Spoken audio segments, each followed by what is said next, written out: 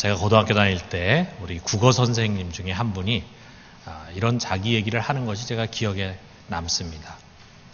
그분이 학창 시절부터 아주 참 서로 단짝이 되는 그런 좋은 친구가 있었는데 공부하는 데는 항상 라이벌이었대요.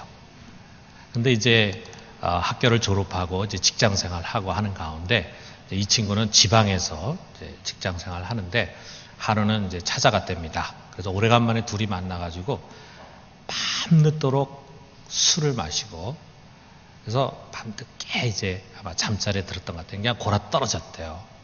근데 아침에 눈을 떠보니까 이 친구가 안 보이더래. 그래서 뭐 하나 보니까 책상에 앉아가지고 공부를 하고 있다라는 거예요. 분명 어제 자기하고 같이 술을 늦게까지 마셔가지고 굉장히 피곤할 텐데 그런데 이 친구는 매일 자기가 하는 것처럼 아침에 일찍 일어나서 책상 머리에 앉아가지고 공부를 하고 있더래요. 이 친구를 보니까 막 시기심이 발동하면서 그렇게 얄밉더래요. 공부하려면 자기도 좀 깨워가지고 같이 하던가 하지. 자기만 싹 일어나가지고 공부하더라 이거죠. 그날 이 선생님은 자신과 그 친구의 차이를 발견했답니다. 그게 뭐냐? 어떤 상황에서 늦게 자건 피곤하건 자기가 해야 할 그 일은 반드시 해야 된다라고 하면서 하고 있는 이 친구는 공부가 벌써 몸에 깊이 배어있는 사람이고 자기는 아니더라 이거죠. 자기 그것을 발견했다는 것입니다. 어떻습니까? 여러분 우리 신앙에도 그렇지 않습니까? 우리들의 신앙을 한번 보면은요 아직 그저 흉내내는 것들이 참 많습니다. 누군가 시켜서 하거나 또는 안 하면은 눈총 받을까봐 하는 일들이 많아요. 무슨 캠페인이나 프로그램에 참여해가지고 그냥 바람에 겨가 날듯이 한때는 잠깐 열심히 열정을 가지고 하다가 시간이 지나가면 다시 사그라드는 그런 것들이 많습니다. 입술로는 판에 박힌 듯이 정답을 말하는데 자기 속에 있는 생각과 가치관은 그것과 거리가 멀다 보니까 삶이 따라가지지를 않아요. 한마디로 설익은 것입니다. 여러분 이제 감자나 고구마 같은 거 이제 삶아 보셨잖아요. 그러면은 이게 제대로 삶은가를 알려면은 뭘 해야 됩니까? 젓가락 가지고 콕 쑤셔봐야 되잖아요. 겉을 보면은 잘 몰캉몰캉 이렇게 익었는데 그 속은 아직 딱딱해가지고 익지 않은 것이 있을 수가 있어요. 그래서 겉만 보고 익었다 생각해가지고 꺼내놓으면은 못 먹습니다. 설 익었다 이거죠. 우리 호세아 선지자는 이것을 뒤집지 않은 전병이다. 호세아서 7장 8절에 보면은 그렇게 표현했어요. 이게 뒤집지 않은 전병이라는 게 뭐냐 하면은 한쪽은 지금 이제 기름판 위에다가 떡을 올려놨는데 한쪽은 뭐 거의 탈 정도로 익었는데 이걸 뒤집어야 되는데 뒤집지 않다 보니까 다른 한쪽은 익지를 않아요. 한쪽은 너무 잘 익었고 탈 정도로 익었고 한쪽은 전혀 익지 않아요. 이것이 바로 뒤집은 전병이에요. 이 뒤집은 전병처럼 우리는 참 이 양다리 걸쳐있는 신앙생활을 하기가 쉽습니다. 한쪽은 분명히 십자가를 알고 십자가의 뒤를 쫓으려고 하고 십자가를 지고 살려고 하는 마음이 우리 속에 있어요. 그런데 다른 한쪽은 여전히 세상의 가치관, 세상의 습관 이런 것에 묶여 있어. 한쪽은 우리가 좀 영적으로 살아야지 라고 하는 갈망이 있어요. 그럼에도 불구하고 육신의 연약함으로 말미암아 주저앉습니다. 한때는 잘해야지 계획하고 결심도 하고 이렇게 하는데 작심삼일이야. 오래가지 못해. 참 이 십자가가 뼛속까지 스며들어 있는 삶 이런 거 원하지 않습니까? 전 정말 그런 것을 갈망합니다. 겉만 포장되어 있는 종교인이 아니라 정말 십자가의 가치가 우리의 뼛속 깊이까지 스며들어 있는 그런 그리스도인이 되길 원한다 이거예요. 이게 우리의 갈망일 뿐만 아니라 우리 안에 오신 성령이 원하는 바입니다. 여러분 성령은 우리를 그저 종교적인 행위에 익숙한 그런 사람 만들려고 하는 것이 아니라 우리의 속사람, 우리의 내면 깊은 곳을 변화시키기를 원하시는 거예요. 우리가 오늘 그런 한 사람을 좀 생각해 봐요. 사도 바울입니다. 그는 그냥 겉으로 포장된 그리스도인이 아니에요. 여기서는 경건한 척 하는데 다른 데 가서는 그런 것을 다 내던지고 세상 사람처럼 사는 사람. 여기서는 정말 철저히 하나님 말씀을 쫓는데 사람들이 안 보는 데 가서는 그저 세상 사람처럼 살아가는 그런 사람이 아닙니다. 그는 내면 깊숙한 곳에 벌써 예수 그리스도로 다 물들어져 있어요. 자, 우리가 이런 바울의 모습을 한번 관찰해 봐요. 그리고 저거는 바울이라는 특별한 사람, 사도이기 때문에 그런 거지 나하고는 상관없어. 그렇게 생각하지 말고 우리가 그 거울 앞에, 그 바울 앞에 한번 우리 자신을 좀 비춰봐요. 그래서 좀 부끄러움도 느끼고 내가 이렇게 살아서는 안 되지. 나하고는 너무 동떨어지는 삶이야. 나도 바르게 살아야지 하면서 우리가 좀 도전을 받고 변화받는 은혜가 있기를 주님의 이름으로 축원합니다. 자, 바울이 지금 이 빌립보서를 썼어요. 근데 어디서 이 서신을 썼는가라고 하는 거는 정확하게 드러나지가 않습니다. 그래서 여러 가지 설이 분분하게 있지만 가장 많은 사람들은 로마에서 이것을 썼을 것이다. 로마에서. 자, 우리가 잘 아는 것처럼 사도행전에 보면은 바울이 교회에서 모은 구제금을 가지고 예루살렘에 있는 가난한 성도들에게 전달하기 위해서 예루살렘에 갔다 거기서 붙잡힙니다. 그래서 거기서 이리저리 끌려다니면서 재판을 받다가 마지막에 바울이 나는 로마의 시민권자니까 황제에게서 재판을 받겠다. 이렇게 가이사에게 호소한다. 이렇게 해가지고 그가 로마에서 재판을 받을 수 있게 됩니다. 그래서 로마까지 이제 군인들에 의해서 압송돼가지고 오지요. 그래 로마서 우리가 마지막 부분을 보면은 그가 어느 집에 기거하면서 사람들, 특별히 로마에 있는 유대인들이 찾아와가지고 그들에게 바울이 복음을 전하는 내용으로 끝이 납니다. 그것은 뭐냐 하면은 바울이 감옥으로 들어간 것이 아니라 가택연금같이 어느 집에 있으면서 거기서 나오지는 못하지만 사람들은 자유롭게 만날 수 있는 그런 이제 가택연금을 받았는데 한 2년 정도 이제 그런 상태에 머물게 됐습니다. 그래 많은 로마의 교인들이 찾아왔겠죠. 그 교인들과 교제하고 때로는 말씀도 가르치고 기도 제목도 같이 나누는 가운데 아마 바울이 그들에게 자신의 꿈과 계획을 이야기했을 거예요. 그것은 뭐냐 하면은 자기가 죄를 지은 것이 없기 때문에 아마 틀림없이 무죄 선고를 받을 것이다. 그리고 무죄 선고 받으면 자유로운 몸이 돼가지고 이제 내가 로마 교회도 잠깐 머무르지만 내 계획이 있다. 그 계획이 뭐냐면 로마서에서 바울이 2번이나 그것을 이야기했는데 그것은 내가 선교 여행을 다시금 가서 내가 꿈에 그리던 땅 끝에 있는 서바나, 즉 스페인까지 갈 것이다. 이것을 아마 계획으로 이야기했을 것입니다. 그런데 그가 풀려날 줄 알았는데 상황이 오히려 악화가 됐어요. 그래서 2년 후에 그가 풀려난 것이 아니라 도리어 감옥으로 이송이 됐습니다. 여기에 보면은 시위대라고 하는 표현이 있는데 그것은 아마 황제의 친위 부대 안에 있는 감옥을 가르치는 것 같아요.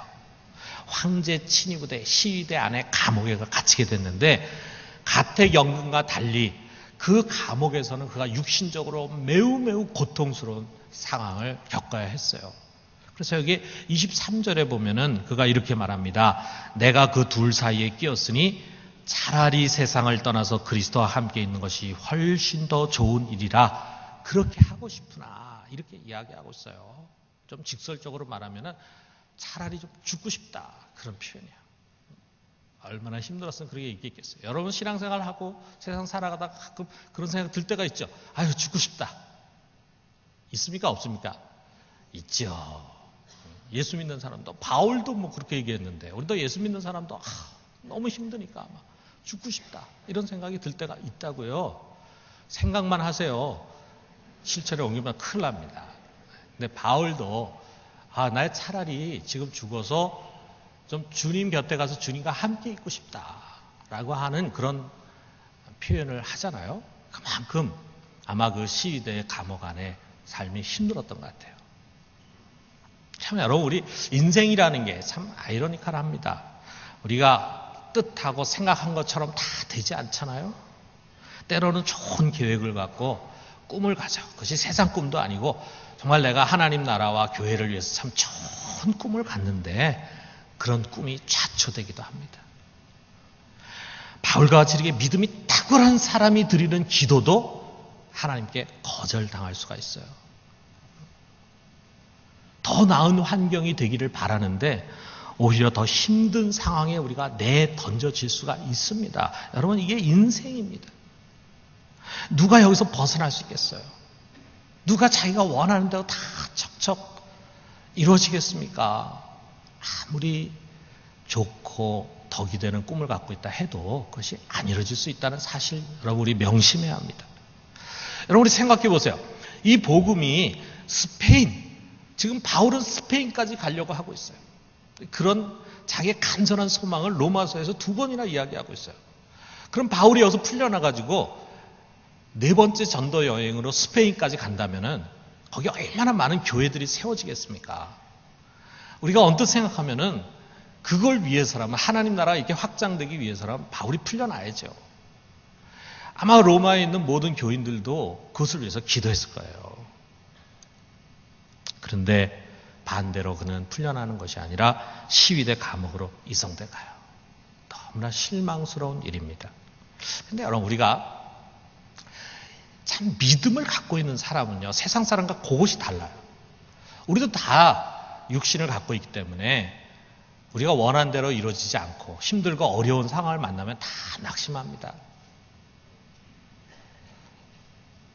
다 힘들어합니다. 다 괴로워합니다. 답답해합니다. 그런데 우리 믿음을 가진 사람들 속에 한 가지 다른 것인데, 그게 뭐냐면요, 우리는 우리의 꿈이 자초되고 우리가 원하지 않는 환경을 우리가 갖게 돼도 우리 마음속에 이런 생각을 갖고 있어요. 도대체 하나님 왜 그러셨을까? 우리 하나님이 절대 주권자이시기에 그가 열 수도 있고 닫을 수도 있는데 왜 하나님이 이걸 허락하지 않으실까? 그리고 왜 하나님 내가 원치 않는 이런 환경을 나에게 허락하실까? 도대체 하나님이 무슨 뜻을 갖고 계실까? 내가 모르는 하나님의 어떤 뜻이 있다는 생각이 우리 믿는 사람들 속에는 있어요. 그래서 내가 전혀 원하지 않는 상황에 처하면서도 마음 한쪽으로 기대가 돼요. 하나님 무슨 일을 하려고 그러실까? 여러분, 이게 참 중요합니다. 이 믿음이. 이 믿음이 우리로 하여금 소망을 갖게 하는 거예요. 자, 여기에 이 바울을 감옥으로 하나님이 왜 보내셨을까? 좀 자유몸이 돼서 마음껏 선교할 수 있도록 하지 않고 그 뜻이 무엇이었을까? 아마 바울도 궁금했을 거예요. 그런데 얼마 지나지 않아서 그는 이것을 깨달았습니다. 그게 뭐냐? 바로 복음의 진보였다 이거죠. 복음 전파의 진전이었어요. 그가 거리나 광장이나 또는 스페인에 가서 복음을 전함으로 말미암아 하나님 나라를 확장하는 것과는 다른 차원에서 하나님은 이 사슬의 메인 바울을 통해서 그의 일을 하시는 겁니다. 여기 12절에 보니까 형제들아, 내가 당한 일이 도리어 복음 전파의 진전이 된 줄을 너희가 알기를 원하노라. 내가 여기 감옥에 들어왔지만 놀라웁게도 이곳에서 복음의 진전이 있었다. 자, 어떻게 그런 일이 일어날 수 있었는가? 자, 우리가 한번 상식적으로 생각해 보면요, 바울이 그 황제의 친위대에 옥에 갇혔어요. 갇혔을 때 자연히 황제의 친위대 사람들의 관심의 대상이 되지 않았겠어요? 이 사람이 도대체 어떤 사람이냐? 무슨 죄를 지었길래 여기에 들어왔느냐? 라고 할 때 뭐 그 중에 아는 사람이 얘기했겠죠. 예수라고 하는 사람 믿고 그걸 전파해서 이 사람이 여기 오게 됐다. 그러면은 우리가 뭐 다른 사람을 죽이거나 또는 뭐 물건을 강탈하거나 사기치거나 뭐 국가의 죄에 반역을 하거나 이런 걸로 왔다 그런다면 이해가 되는데, 아니 도대체 무슨 신앙을 갖고 그걸 전파하다 왔다 그러니까 사람들이 궁금해하지 않겠어요? 그러면 도대체 예수가 누군데? 그러면 조금 아는 사람이 또 그런 얘기 했겠죠. 뭐 유대인인데 죽었다가 살아난 하나님의 아들이래나? 뭐 그 믿으면 구원받는데 다 헛소리지? 뭐 이렇게 얘기했을지 모르겠지만 어쨌든 태어나서 한 번도 예수라고 하는 이야기를 들어보지 못한 사람들이 이 바울을 통해서 예수라고 하는 이름을 듣게 될 수밖에 없었다 이거예요. 그러니까 결국 그에 대한 소문은 예수에 대한 소문으로 이어지면서 시위대 안은 물론이거니와 그 밖에 있는 모든 사람들에게, 이 바울의 표현은 밖에 모든 사람들에게, 많은 사람들에게 이 예수의 이야기가 전달이 되게 되었다 이거예요. 그가 나 선포하지 않았는데도 불구하고 그의 제목을 가지고 이야기하다 보니까 예수 얘기가 막 전달이 된 겁니다. 그러니까 아마 개 중에는 뭐 많은 사람들이 웃기는 이야기다라고 해서 비웃었겠지만 그 중에는 관심을 갖는 사람들이 있었겠죠. 또 바울의 감옥 생활을 관찰하면서 뭔가 이거 심상치 않은 사람이다라고 하는 생각에서 마음이 열리는 사람들이 있었겠죠. 그러니까 이런 사람들이 이제 시간이 지나면서 전도 대상자들이 되는 거예요. 여러분, 바울이 시위대 감옥에 들어오지 않고서야 어떻게 이런 로마의 고위 인사들에게 복음을 전할 수 있는 기회가 주어졌겠어요. 우리가 나중에 기독교 역사를 보면은요, 시간이 흘러가면서 로마의 왕족들 중에 또 귀족들 중에 예수를 믿는 사람들이 많이 나오는 것을 보게 됩니다. 그들이 다 어떻게 어떤 방법으로 어떤 과정을 통해 예수를 믿게 됐는지 우리가 다 알 수는 없어요. 근데 아마도 바로 이와 같이 바울이 시위대 감옥 안에 있으면서 그 주위에 있었던 황제의 친일 중에 사람들이 예수를 믿게 되는 과정이 있었을 것이라 이거예요. 자, 우리가 이런 하나님의 오묘한 섭리를 보게 됩니다. 그냥 감옥에 갈 때는 그걸 모르니까 답답했겠죠. 교인들도 답답했겠죠. 왜 하나님이 이러시나 했겠죠. 그런데 참 하나님의 놀라운 계획이 거기 있었다 이거예요. 이것을 깨달았을 때, 이 복음이 막 전파되는 것을 봤을 때 바울은 너무 기뻤습니다. 비록 육신적으로는 힘들고 어려웠지만 그에게는 기쁨이 있었어요. 게다가 또 다른 소식이 알려졌는데, 바울의 악화된 상황을 보면서 그를 따르던 성도들이 처음에는 위축이 될 수가 있었어요. 야, 이거 뭐 단순히 예수만 믿고 또 예수를 전하는 것 때문에 붙잡아가지고 저런 시위대 감옥까지 집어넣는구나. 야, 이거 조심해야 되겠다. 이거 함부로 했다가는 우리도 감옥 갈 수 있겠다. 이런 위축으로 가게 되면 복음이 후퇴하는 거잖아요.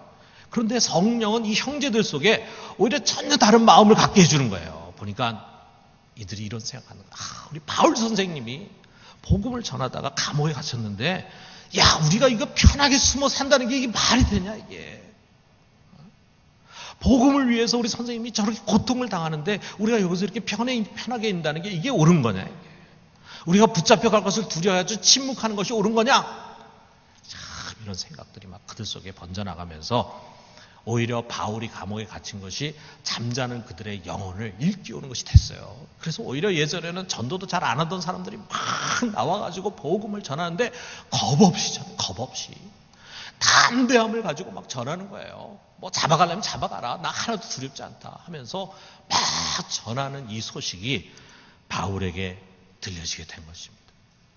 너무 기쁜 거예요. 참 이런 일들이, 이런 아이러니컬한 일들이 참 우리 역사 속에 보면 많이 있어요. 여러분, 부산, 우리나라의 이제 최초의 선교사 그러면 언더우드 아펜젤러를 얘기하지만, 여기 부산의 최초의 선교사 그러면 우리가 누구를 얘기하면 데이비스라고 하는 사람을 이야기합니다. 이 데이비스는 호주 사람인데, 이 부산을 선교하기 위해서 온 선교사예요. 1889년에 호주 장로교에서 파송받아가지고 부산에 오기 위해서 먼저 서울로 갔어. 인천으로 해가지고 뭐 서울로 갔겠죠. 근데 이 사람이 좀 욕심이 있었던 것 같아.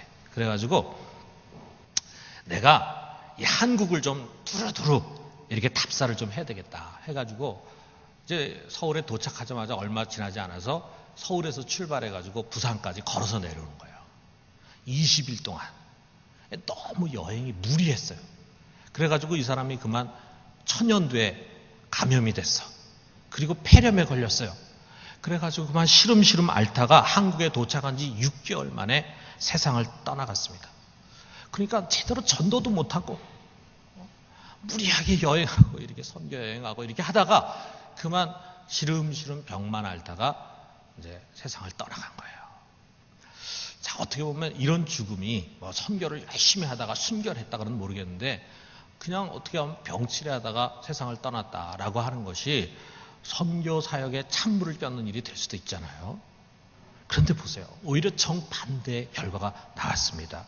이 소식을 들은 호주 장로교회 청년연합회가 모여가지고 집행위원을 모여가지고 어떤 결론을 냈냐면 우리가 데이비스 다음으로 반드시 선교사를 조선으로 보내자. 이렇게 파송을 결의했습니다. 그래가지고 한국에 갈 사람을 모았는데 5명이 지원했어요. 그래서 2차로 그 다음 해에 이 사람들을 한국으로 파송했어요. 그리고 이 호주 장로교에서 해방이 될 때까지 모두 78명의 선교사를 파손했어요. 대부분 이 부산을 중심으로 사역했기 때문에 이 부산에 있는 교회들이 호주 장로교회 이 도움을 많이 받은 것입니다. 그런데 제일 먼저 왔던 이 데이비스 선교사가 어떻게 보면 허무한 죽음이라고 생각할 수 있는 그런 죽음을 당했는데 오히려 그것이 더 이들을 자극해가지고 선교사들이 많이 오는 계기가 됐다 이거. 자, 우리가 보면은 성령의 역사는 우리 사람의 생각을 뛰어넘어요. 여러분, 우리 인간이 보기에는 참 불행한 상황을 맞이했어요. 믿음 생활 잘하다 가난해졌어요. 하나님 위해서 열심히 사역하려고 하는데 오히려 더 어려운 환경을 갖게 됐어요. 더 실패했어요. 그렇게 되면은 마음속으로 그런 생각합니다. 내가 이게 덕이 안 되지 않나? 하나님의 영광 가리지 않나? 이런 생각 가질 수 있어요. 여러분, 그런 생각 갖지 마세요. 오히려 우리의 연약한 것, 우리의 불행, 또 우리의 실패, 우리의 가난, 이런 것이 복음의 놀라운 진보의 계기가 될 수가 있습니다. 결코 우리가 외적으로 경험하게 되는 그런 환경에 위축될 필요가 전혀 없어요. 참 이것이 사슬에 매어졌던 바울에게는 큰 기쁨이었습니다. 그런데 또 다른 소식이 이제 들려왔어요. 근데 이번에 들려오는 소식은 시험이 될 만한 소식이었습니다. 뭐냐? 이 로마 교회에 바울을 싫어하는 사람들이 있었어요. 야, 그 위대한 사도를 싫어하는 사람이 있다니, 이렇게 생각할지 모르지만 지금은 우리가 다 위대한 사도라고 떠받들지만 그 당시에는 바울을 싫어하는 사람이 많았습니다. 근데 특별히 이 로마 교회는 바울이 개척한 교회가 아니에요. 자생적으로 생겨난 교회예요. 어떻게 생겨났는가? 우리가 보통 얘기할 때 오순절날 예루살렘에 모인 사람들 중에는 여러 지역에서 온 사람이 있었어요. 그들 중에 로마에서 온 사람도 있었는데 거기서 그들이 120명이 성령 받는 것을 보고 그 다음에 회개해가지고 3,000명이 회심해가지고 예루살렘 교회가 시작됐을 때 아마 그 중에 로마에서 온 사람들이 있었을 것이라 이거죠. 그들이 거기서 은혜를 받고 그리고 신앙생활을 하다가 로마로 다시 돌아와서 거기서 교회를 세웠을 것이다. 우리가 이렇게 추정합니다. 그래서 바울이 3차 전도 여행을 할 때 고린도에 가게 되는데 거기서 로마 교회에 대한 소식을 듣게 돼요. 로마 교회의 좋은 점도 듣게 되지만 그들이 갖고 있는 문제점도 듣게 돼. 그래서 바울이 거기서 로마 교회에 편지를 씁니다. 그게 바로 로마서예요.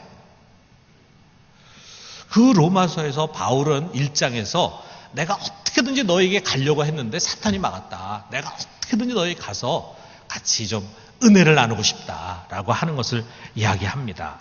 그러니까 그 로마서 우리가 보면은 성경 중에 성경이잖아요. 얼마나 멋있습니까? 얼마나 복음 교리에 대해서 논리적으로 쫙 설득력 있겠습니까? 그런 서신을 로마 사람들이 읽었으니까 이 로마 교회 사람들이 얼마나 바울에게 대해서 혹했겠어요. 얼마나 바울을 좋아했겠습니까? 바울을 한번 보지도 못했지만 얼마나 바울을 기다렸겠어요. 쉽게 말하면 친바울파가 이제 거기 형성이 된 거죠. 이제 그러다 보니까 그 교회 지도자들 중에 바울을 경계하는 사람들이 이제 나오는 거예요.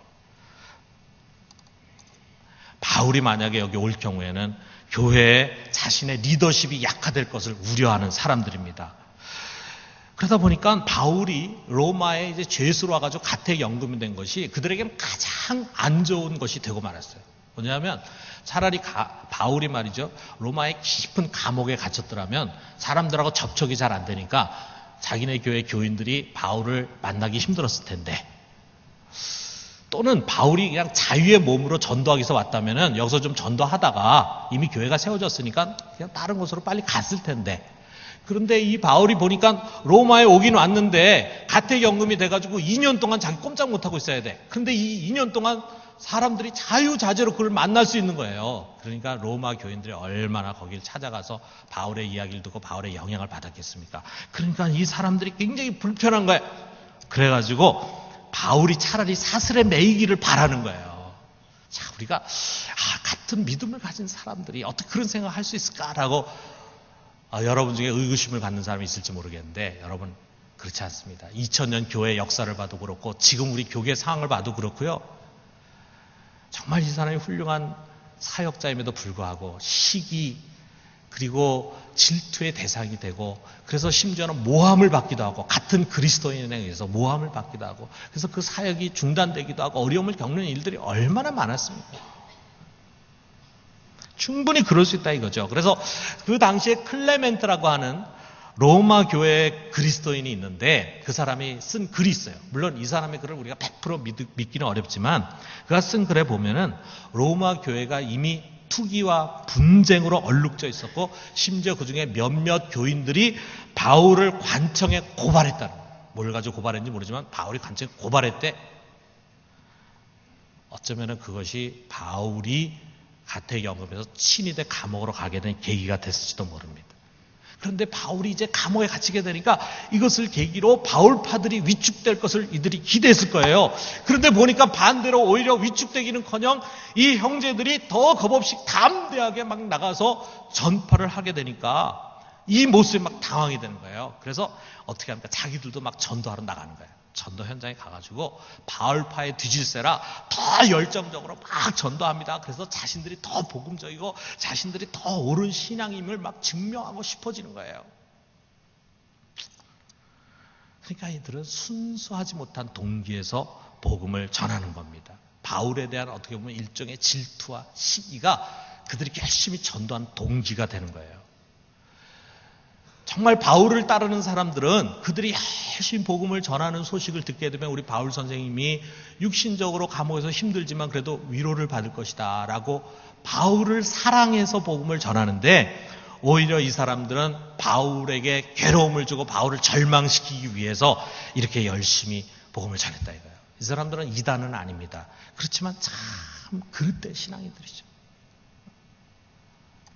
참 이런 사람들이 교회에 있으면은 시험이 많이 되죠, 여러분. 누군가 나를 괴롭게 하는 의도를 가지고 열정적으로 헌신하면서 교인들의 마음을 빼앗으려고 한다면 그 헌신은 도리어 나에게 아주 폐부를 찌르는 송곳처럼 느껴질 거예요. 우리가 같이 교회 봉사를 하면서도 종종 그런 어떤 긴장감을 느낄 때가 있어요. 저 사람이 나에 대한 시기와 질투 때문에 저렇게 열심히 막 하는구나. 오히려 나를 힘들게 하려고 저러는구나. 이런 걸 듣게 되면 참 마음이 상하죠. 힘들죠. 그래서 우리가 하나님의 일 교회에서 일을 할 때 뭐 시간을 내고 물질을 내고 내 정력을 다해서 하는 것이 힘든 것이 아니라 같이 사역하는 사람들 사이의 갈등이 우리를 굉장히 힘들게 해요. 그런다 이거예요. 그런데만 이 바울은 오히려 반대해요. 그런 소식을 들었을 때 마음이 상하고 절망하고 그리고 분노가 일어나는 것이 아니라 오히려 기뻐하고 기뻐하는 거예요. 왜? 어떤 동기에서 전하건 그것이 나를 위한 것이건 또는 나를 힘들게 하는 것이건 간에 결국은 그리스도가 전파된다 이거지. 그것 때문에 기뻐하는 거예요. 여기 지금 18절에 보면은 그러면 무엇이냐? 거칠애로 하나 참으로 하나 무슨 방도로 하든지 전파되는 것은 그리스도니 이로써 나는 기뻐하고 또한 기뻐하리라. 야, 참 대단하지 않습니까? 여러분 이게 바울입니다. 그에게 가장 소중한 것은 뭐냐면 예수 그리스도를 전파하는 거예요. 여기 자기는 중요하지 않아요. 그 전파하는 과정에서 자기가 상처를 입건 자기가 손해를 보건 자기에게 어려움이 오건 그건 중요하지 않아. 예수가 전파될 수만 있다면 자기에게 그것이 기쁨이 되고 또한 소망이 되는 것입니다. 그에게는 자기가 편안한 환경에 있느냐 불편한 환경에 처하느냐가 문제가 되지 않았어요. 문제는 예수가 증거되느냐 복음의 진보가 있느냐 바로 이것이었습니다. 왜 그렇습니까? 바울은 고백하고 있어요. 나는 이미 예수 그리스도와 함께 십자가에 못 박혀 죽었다. 이건 선포해. 이게 바로 20절에서 21절이에요. 그의 가장 깊은 곳에 변화된 그의 가치관이 이 속에 담겨져 있습니다. 자, 우리 같이 한번 읽어봅시다. 나의 간절한 기대와 소망을 따라 아무 일에든지 부끄러워하지 아니하고 지금도 전과 같이 온전히 담대하여 살든지 죽든지 내 몸에서 그리스도가 존귀하게 되게 하려 하나니 이는 내게 사는 것이 그리스도니 죽는 것도 유익함이라. 내게 사는 것이 그리스도다. 내가 사는 거 아니다. 나는 이미 그리스도와 함께 십자가에 못 박혀 죽었다. 이제 내 안에 사는 것은 그리스도다. 여러분 이건 바울만의 이야기가 아닙니다. 누구든지 십자가를 통과한 사람, 그 십자가에 못 박혀 죽으시고 부활하신 예수 그리스도를 믿는 사람, 그 예수 안에 우리에게 주어진 하나님의 은혜의 구원을 체험한 사람은 다 똑같아요. 내 속에 사는 것은 내가 아닙니다. 그리스도이십니다. 여러분 이거 믿으십니까? 우리 속에 주인이 바뀌어졌음을 분명히 우리가 고백을 해야 돼요.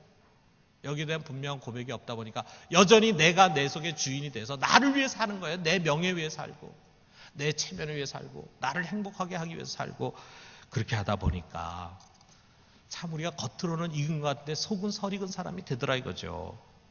여러분 우리의 생명, 우리의 참 생명은요 예수 그리스도 안에 감춰져 있어요. 그래서 그분이 언젠가 나타나실 때 영광 중에 우리의 생명이 나타날 것입니다. 지금 이 땅에서 내 안에 사는 것은 그리스도입니다. 그렇기 때문에 존귀하게 돼야 할 영광을 받아야 할 기쁨을 얻어야 할 일은 내가 아니라 바로 예수 그리스도예요. 살든지 죽든지 내 몸에서 그가 존귀하게 되게 하려니 이게 바로 은혜 받은 사람의 참된 모습입니다. 그를 존귀하게 하기를 원하는 거예요. 그럼 그를 존귀하게 하는 것이 뭐냐? 여러 가지가 있겠지만 가장 중요한 것은 그분의 이름을 세상에 자랑하는 겁니다. 그분이야말로 이 세상에서 영광과 존귀를 받게 합당한 유일하신 분 아닙니까? 그렇기 때문에 그분을 이 세상에 자랑하고 그분의 이름을 선포하는 거예요. 누구든지 그의 이름을 부르기만 하면은 구원을 받지 않습니까? 누구든지 예수를 믿기만 하면은 지옥에서 천국으로 사망에서 생명으로 옮겨지게 되지 않습니까? 그야말로 생명의 열쇠고 누구에게든지 행복하게 되는 열쇠가 오직 예수 그리스도 그분이에요. 그렇다면 우리가 이 확신을 갖고 있다면 정말 그분을 세상에서 선포해야 되지 않겠냐 이거예요. 우리는 힘써 그를 세상에 알려야 합니다. 때를 얻든지 못 얻든지 전도해야 되고 아무 일에도 부끄러워하지 않냐고 온전히 담대하게 선포해야 합니다. 여러분 우리가 복음을 전하려고 하면은 그런 뜻을 가지고 그런 생각을 가지고 뭔가를 하려고 하면은 때로는 거절당할 수가 있어요. 여러분 누구에게 거절당한다는 게 참 힘든 일이죠. 부끄러운 일이기도 하고 마음이 상하는 일이기도 하죠. 그런데 예수님을 전하다 거절당하면은 그렇지 않습니다. 여러분 때로는 우리가 복음을 전하기 위해서 내 돈을 좀 써야 돼요.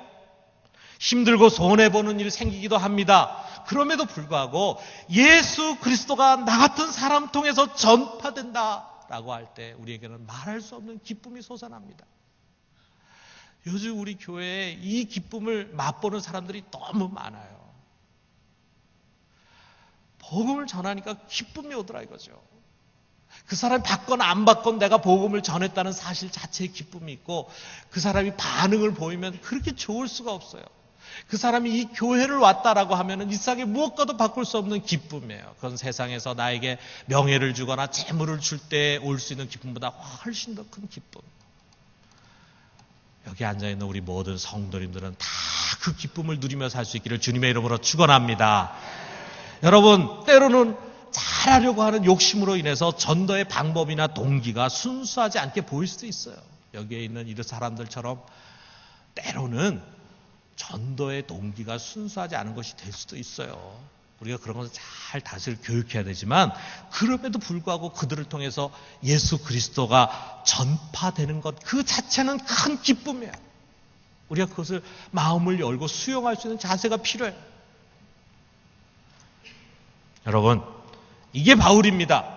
그는 정말 예수 사람입니다. 뼛속까지 예수로 가득 차 있어요. 여러분 어디까지 예수 그리스도로 물들어 있습니까?